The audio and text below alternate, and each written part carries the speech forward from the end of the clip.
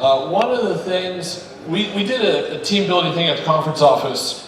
That last game we just played, Have You Ever? And one of the things we had was bungee jump. And that was kind of fun. We had 2 people in the office that had bungee jumped. And what's interesting with this, and that is, if you know personalities like play with Myers-Briggs, those 2 people have the same personality. So that might tell you something about them. Daredevil.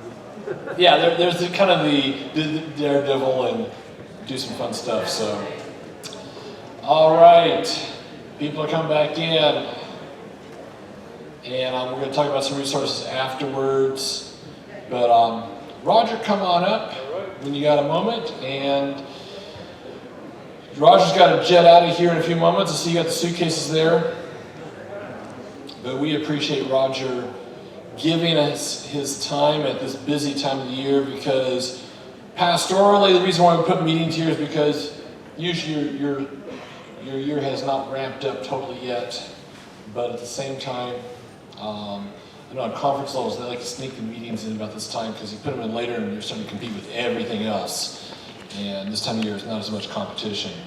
But people like Roger, there's a lot of competition for his time, and we appreciate him giving us his time. So thank you, Roger. All right, thank you.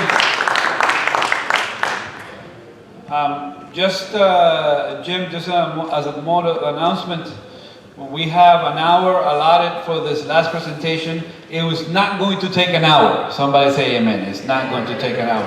All right, thank you very much. But I want to share the ramp concept in connecting with people, pastoring people in the new normal. Yesterday we talked about research. It's just a matter of summary. We talked about the R of ramp, which is research. I had to find out where they are, what happened to them, why they left. And it's not a very simple or straight line or short process. It takes a while. Just like evangelism takes time. But we want to address this afternoon the last 3 letters of RAMP, which is avoid, meet, and prepare. And here's some principles that I want to share with you about those 3. These are some things to avoid. Some of them are going to just be reviewed for you, but there's a specific one that I just really want to hone in. What are the big mistakes to avoid as we try to connect with people who are coming back to Christ or coming back to church? Some of the mistakes that we make is asking money with no connection. We hear that from previous church people that said that never been called, and nobody reached out to me. The only time somebody came by or any type of communication that I got from the church is when they started the building program, and we just got a mailer about raising money and raising funds. So that's a mistake, asking for money with no connection, immediately saying, hey, we're here to find out if you're coming back. Like, you're coming back or what? Like, make a decision. Number 2 is the one that I really want to hone in these 4, where assume that because, this is a mistake, to assume that because they were resistant to coming back before, they will always be.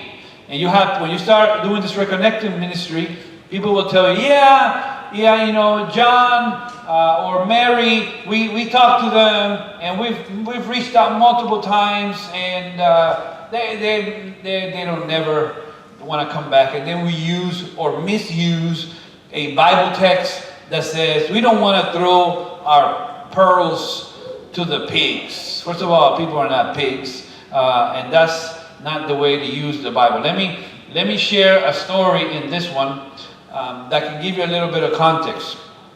2 stories. Number 1, my wife tells me, she says, we're a Latino household, so we're always hugging and kissing each other, and my wife says, You can hug and kiss me all you want, except for 2 moments. Number one, when I am cleaning. When I am cleaning, less hugs and more help. Right? I want you to help me out in the house. And I'm like, okay. And then she said, the second time, I don't like to be hugged and kissed when I am working out and I am all sweaty.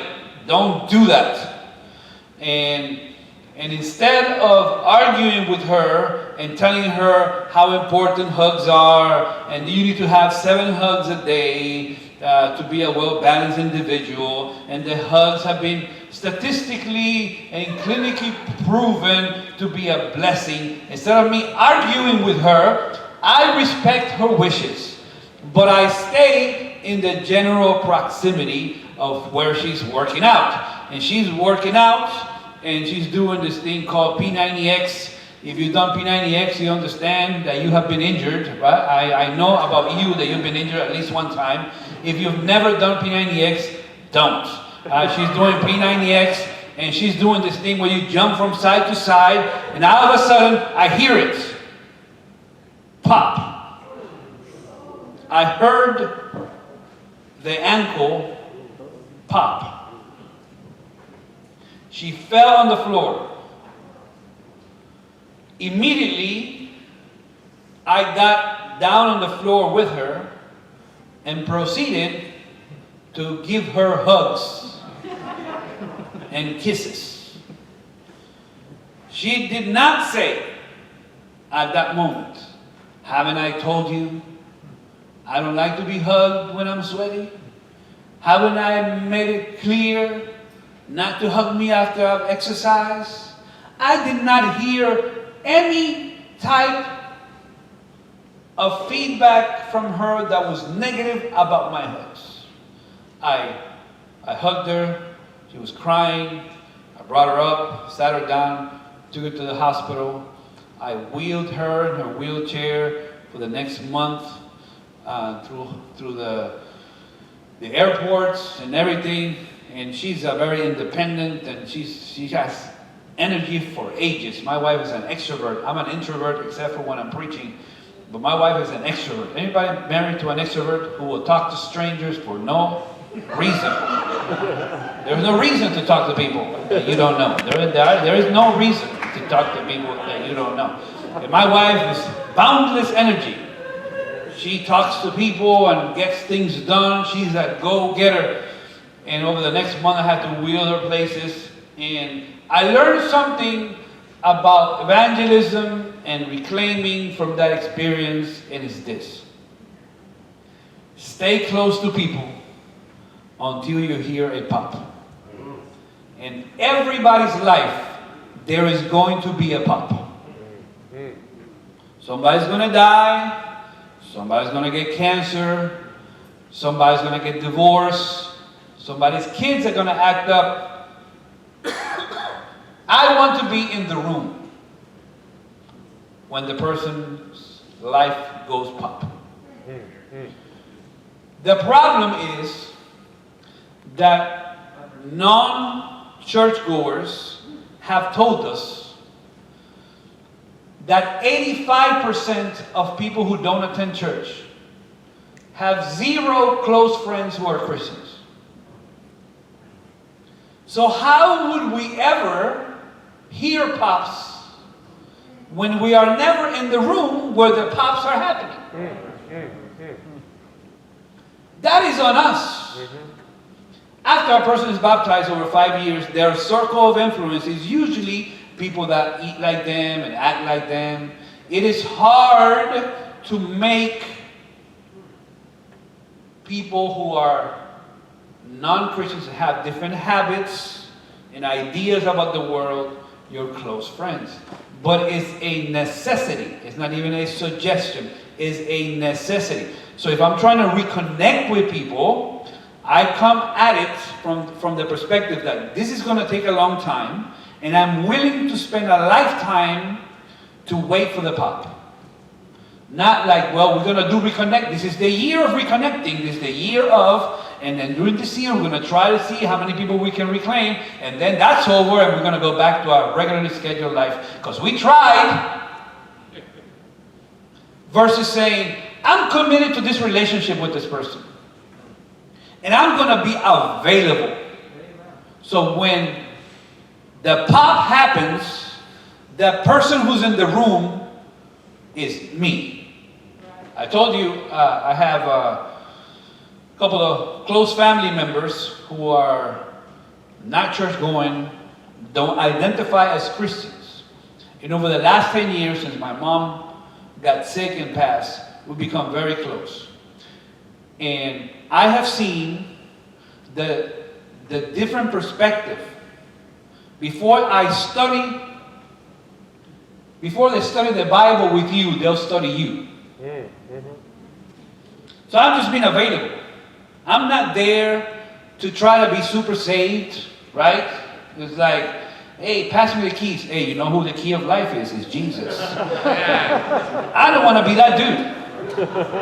I want to talk about football. I want to show them that Christians have fun, and we are just normal people, and we have issues, but we have a hope. We have to be ready to present the hope when the time comes. But I'm just waiting for pops, and I see some things that happen with their children, and then they come to me and they're talking about, how do you deal with it?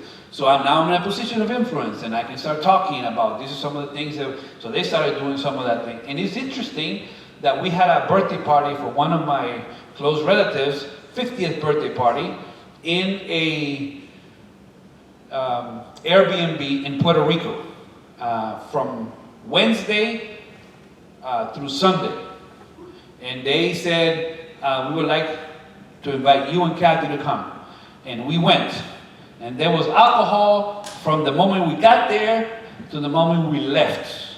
The music is not the ones that I listen to. The conversations are probably the words that were spoken, not probably the words that I would hear. But we were there from Wednesday through Sunday. And we were in their sphere and in their circle. And when Saturday night came and they had the meal for the birthday party, right before they prayed and got stupid drunk, they asked me to pray for the meal. 10 years ago, that would have never happened.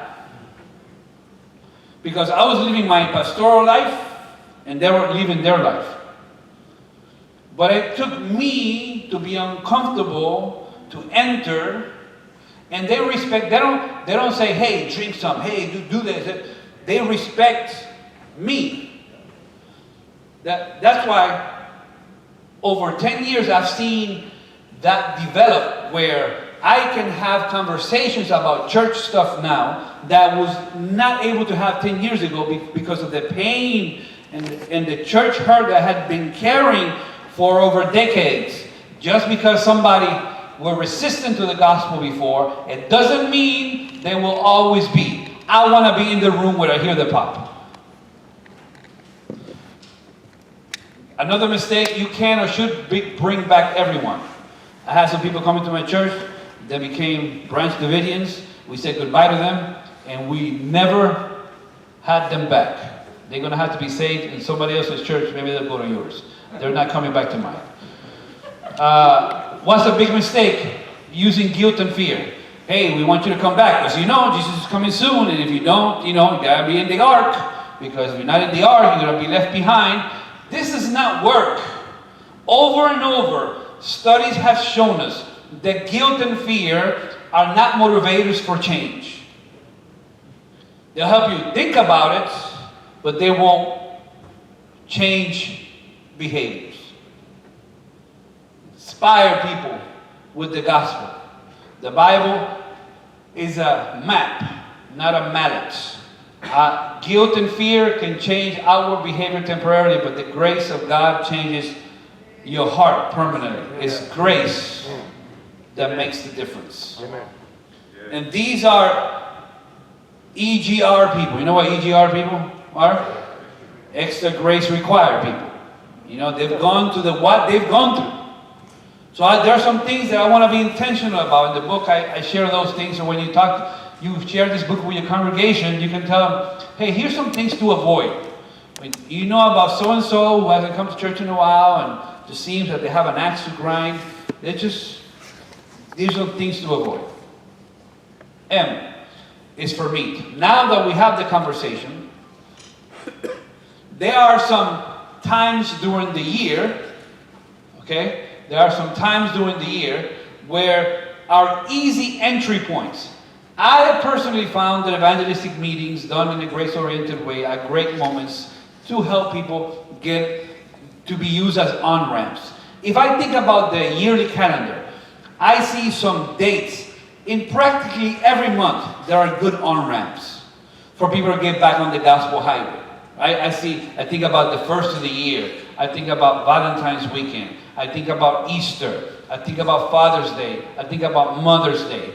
I think about Christmas. I think about Fall Festival. I think about Summer VBS. They are intentional. If you're intentional about it, they are entry points all throughout the year that if we teach our members and say, hey, here's an entry point, here's a moment, here's a ramp that people can get on. Again, there's a social that we're going to do. We're going to do a picnic in the park. It's just about being intentional and reaching out continuously, because somebody who was not ready a year ago or 2 years ago might be ready now. In the invitations, when they come eventually at some point, they might say yes. And then the last one is prepare. This is honestly the hardest, because it means that you are intentional in your congregation to make sure that when they return, we are more like incubators and not like omelet makers. And when I read the story, for example, of the prodigal son, there's a phrase in that story. There's lots of phrases in that story. I mean, you can spend a whole year preaching on that parable. But there's a phrase in that story that always gets to me. And it says, when he returned home to his father, and while he was still a long way off. I said this morning, churches don't have a problem saying, we want to welcome sinners. The problem, or we want to welcome lost people. The problem is, what level of lostness are we comfortable with?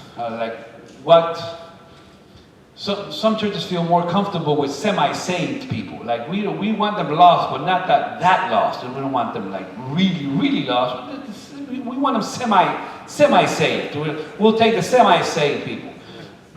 And I found that churches in these 4 points that I'm sharing with you this afternoon, the P is the hardest one, because it has to do with culture. It has to do with how you deal with people who haven't attended.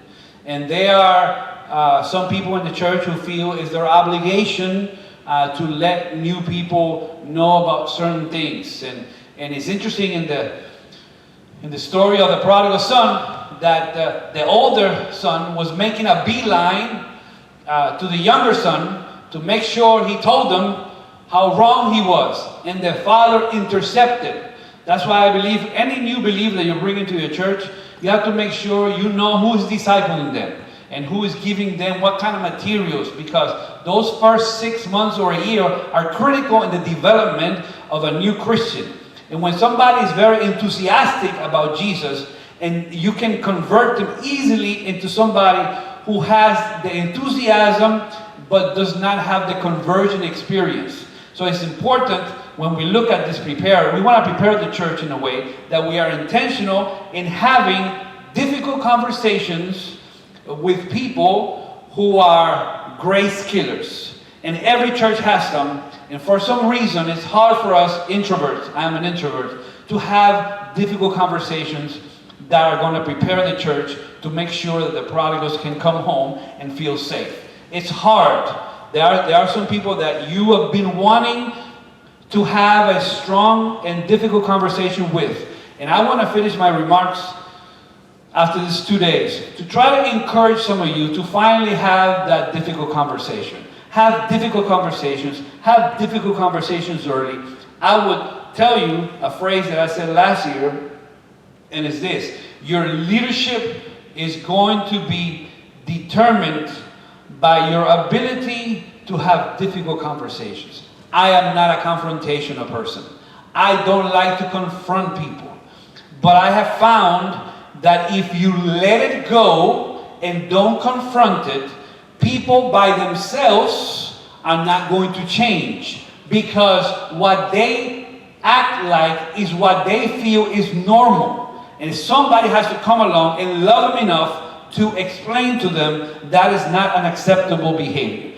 When you spiritualize stuff that you should be doing as a leader, it's like, well, I'm just going to pray for that. We're just going to fast and see God act. And God is telling you, no, yeah, I'm going to act after you have a conversation with that person. I don't know if I told you the story last year, but for the ones who weren't paying attention or not, I went to a church to do some evangelism, and my wife went with me, and we had a meeting, and it was great, fantastic. We met with the board. Everybody's so happy, enthusiastic. And so the second meeting, she went by herself. And she met with the board and told the board, they said, we want to do this evangelistic series with excellence. That's it. That's all she said. My wife's very sweet and loving. She didn't say it in any type of demeaning way. We want to have this evangelistic meeting with excellence. And this elder got up and said, so are you saying that we are not excellent? Are you saying that we don't do stuff with excellence? What are you saying? He started yelling at my wife in the middle of the board meeting, pounded on the table, left the room, through the door, make a big stink of it. My wife came home crying, and when she relayed to me what had happened in this meeting, I prayed a lot, because I haven't always been converted. Some of you that came from the streets understand what I'm talking about. If you do that in the street, you're going to get laid down. Like, you can just don't yell at somebody's wife like that. The next weekend, we were in a citywide meeting, and the pastor came over to me and said, I want to have a conversation with you. Him and an elder. And they said, we just want to apologize about what happened last Saturday. Then they said, here's the troubling conversation. First mistake. We just want to apologize about what happened. You don't need to apologize. That guy does, number one. Number two, don't pay him no mind. Minimizing the problem. He has a good heart, but he sometimes gets overly excited. False. Number four, don't worry. He's done it to other people. In fact, he's done it to us. But we don't pay him any mind, because he has a good heart and he's a hard worker. You know anybody like that? People give him a pass because he shows up when nobody else wants to do. And it has been holding you hostage. Dysfunctionality. Whatever you allow, you establish. This is the culture of that church. This guy has run out of that church several families, but they keep giving him a pass. Nobody, in the years that the pastor has been there, nobody's ever sat down with him and said, listen, bro, in a more spiritual way, listen, my bro. You can't yell at people in the board meeting. And if you continue to do this, you are not going to be an elder anymore. We're not going to tolerate this in this congregation. You're going to have to sit down. You're not going to be in a leadership position when you keep yelling at people and having people leave the church. You are not going to do it. But that would have been an uncomfortable conversation. And I'm an introvert. It gives me, my stomach gets full of butterflies, and I get queasy when I have to have an uncomfortable conversation. And I end up putting with the dysfunction I know rather than the healing that could come. Because what happens is that when you don't have uncomfortable conversations, you extend the dysfunctionality and you establish it. And you are trading a lifetime of dysfunction for a moment of inconvenience. I need to talk to you. We're not going to do that.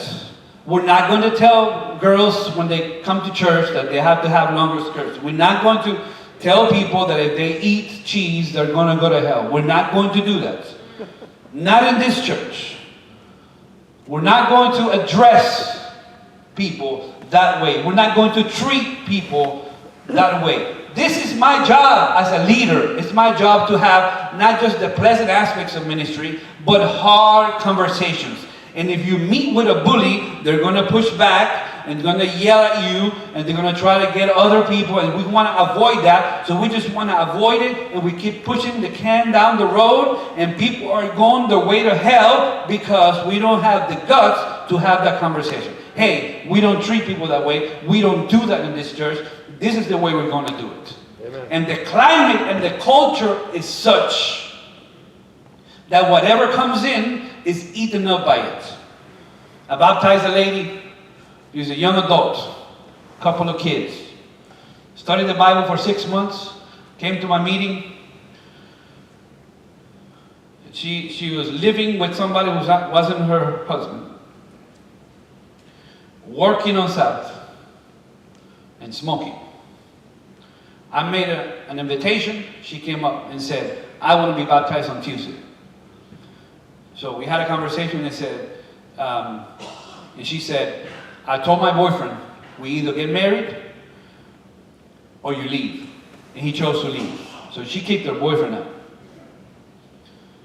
out. She was working at Home Depot. I told my boss, you either give me Sabbaths off or I quit. They gave her Sabbaths off. And she said, I'm struggling with giving up smoking, but I'm giving this habit to God. She got baptized. She went to church the following Sabbath. There was a lady who self-described as a professional smeller.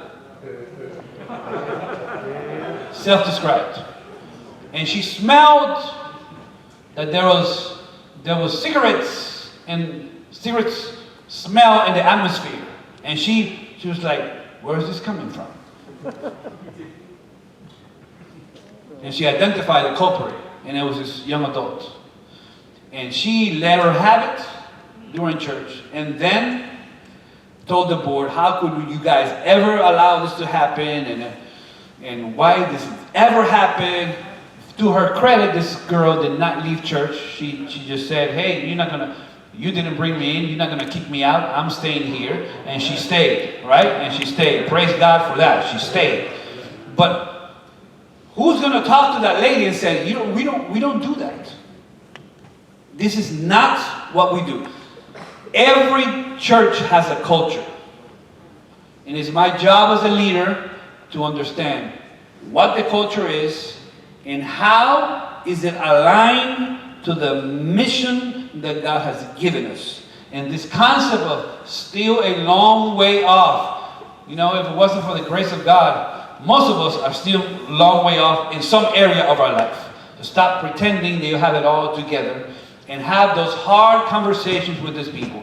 Because if you don't, why would God ever bring them back if they're going to be in your church and leave right back again because of the culture that presently exists? It's my job as a leader. I cannot change everything, but I can have hard conversations. And when I have hard conversations, we can move forward, and God is going to bless us. So I'm praying for the people in your personal lives. Now I want to end with this. I'm praying for people in your personal life. I want to know I have a burden because of what I experienced with my own son.